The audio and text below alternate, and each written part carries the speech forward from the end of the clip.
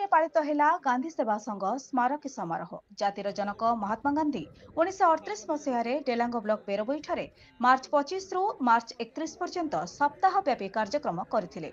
सेही स्मृति को उज्जीवित करी प्रत्येक वर्ष गांधी स्मारकी समिति पक्षरु बेरबोई गांधी स्मृति पीठरे गांधी सेवा संघ स्मारकी समारोह पालित होता है। आज पूर्वाह्न एही समारोह को विशिष्ट गांधीवादी प्रहलाद कुमार सिंह उद्घाटन करथिबा बेले पिपिली विधायक आश्रित पट्टनायक मुख्य अतिथि भावे एथिरे जोग देथिले।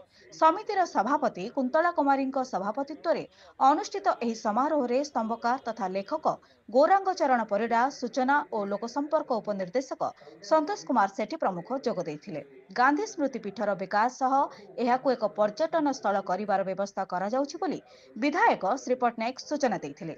अतिथि माने गौरांग परिडांग रचित पुस्तक गांधी गप शतक को उन्मोचन करथिले। एही अवसर रे सूचना और लोकसंपर्क विभाग पक्षरु गांधी फटोचित्र प्रदर्शनी आयोजन करा जायतिला।